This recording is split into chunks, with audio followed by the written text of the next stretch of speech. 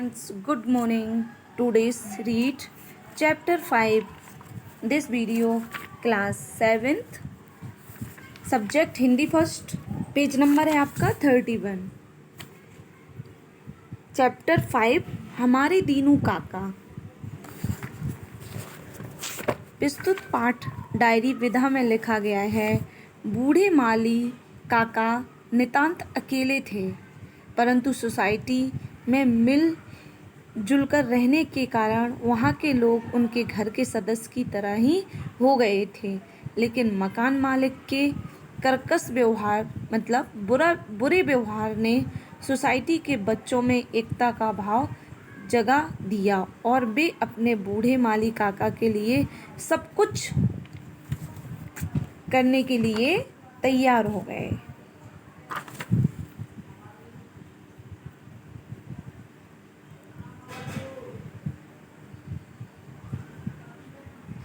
दो सितंबर सुबह सुबह मम्मी ने मुझे एक लंच बॉक्स में खाना दिया और कहा, स्कूल जाने से पहले एक खाना दीनू काका को दे देना। मैंने उत्सुकता भरी नज़रों से मम्मी को देखा, लेकिन सुबह की व्यस्तता के कारण बिना कुछ कहे सुने मैं साइकिल उठाकर चल पड़ा। दीनू काका हमारी सोसाइटी के माली हैं, जिनके विशेष प्रयासों ने हमारी सोसाइटी में हरे भरे पौधे, वृक्ष और बगीचे को जीवंतता प्रदान की है।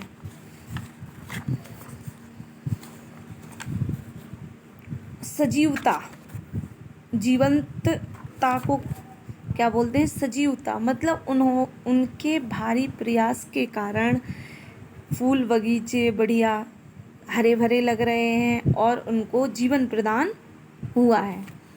सोसाइटी के बीच बना हमारा उपवन हम सबका प्रिय बगीचा है।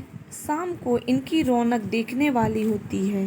क्या बच्चे, बूढ़े जवान, स्त्रियां, पुरुष सभी आपको कुछ ना कुछ क्रियाकलाप करते यहाँ दिख जाएंगे। बूढ़े बेंचों पर बातें करते, जवान देश विदेश की बातें करते, बच्चे क्रिकेट फुटबॉल खेलते तो महिलाएं सैर करती हुई। सचमुच यह बगीचा बहुत ही अद्भुत है। दीनू काका बहुत ही भले इंसान हैं।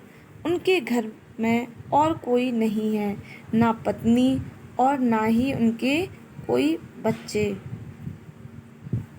आजकल वे बड़े बीमार हैं, इसलिए हम सब बच्चे बगीचे की देखभाल करते हैं तथा सुबह शाम कोई ना कोई उनके घर खाना पहुंचा देता है।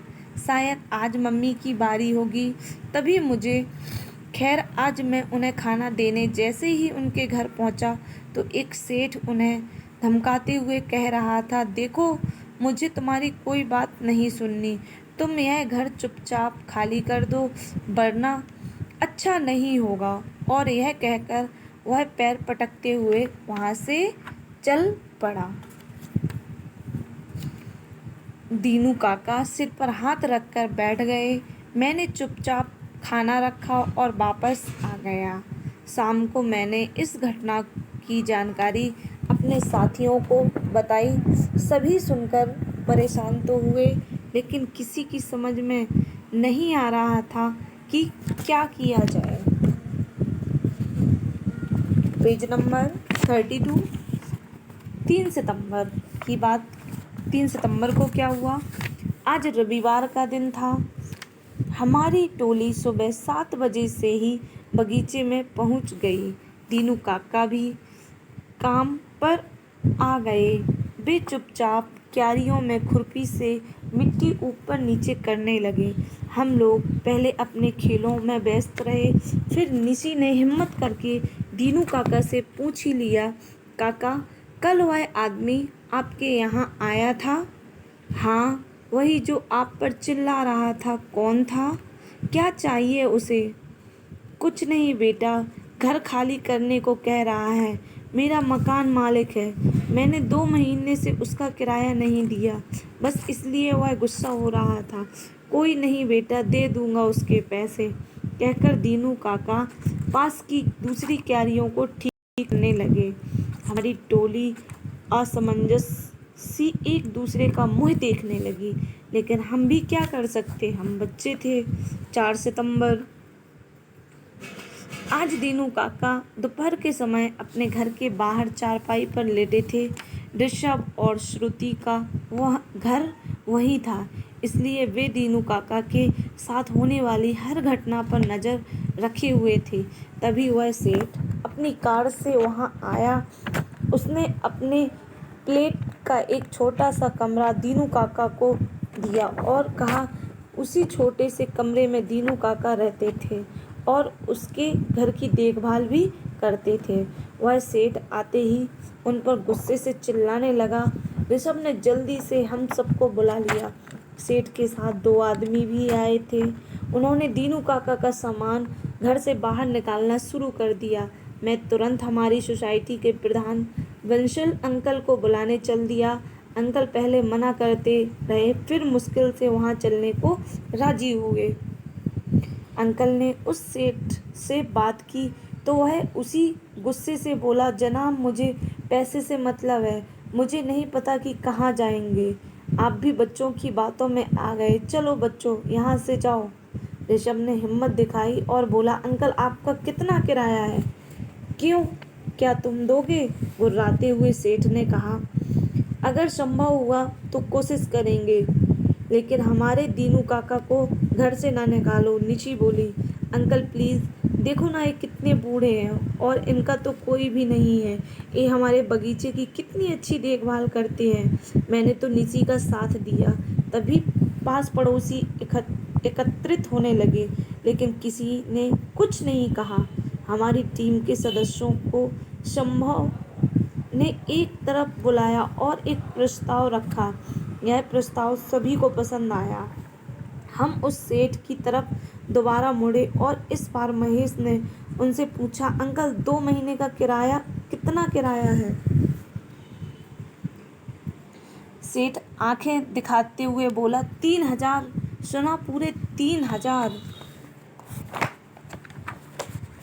अच्छा 3000। आप 10 मिनट रुकना। आप अपने आदमियों से कह दो कि वे अभी सामान न निकालें, हम अभी आते हैं।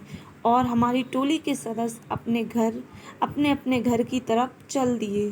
सभी बच्चे भागकर गए और अपनी अपनी जेब खर्ची लेकर वापस वहां आ गए। ऋषभ ने सबके पैसे गिनने शुरू किए। कुल मिलाकर 2700 रुपये थे। ऋषभ ने सेठ के आगे रुपए बढ़ाते हुए कहा, अंकल हम आपसे हाथ जोड़कर प्रार्थना करते हैं कि हमारे दीनू काका को मत निकालो। और कहते हुए वह फूट फूट कर रो पड़ा। हम सब भी भाव विवल हो गए थे। सेठ ने रुपए हाथ में लिए और कभी हमें तो कभी दीनू काका को देखने लगा। बंसल अंकल ने कहा, भाई साहब बच्चे दीनू काका से बहुत प्यार करते हैं, कृपया इनकी बात मान लीजिए, मैं आपको बाकी के पैसे देता हूँ। कहकर अंकल ने बाकी पैसे सेठ के सामने बढ़ा दिए।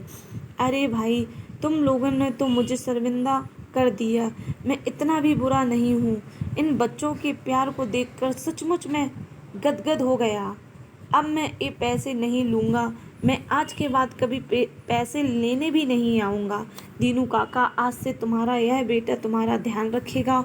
और यह कहकर सेठ ने दीनू काका के पैर छुए। वहाँ खड़े सभी लोग तालियां बजाने लगे।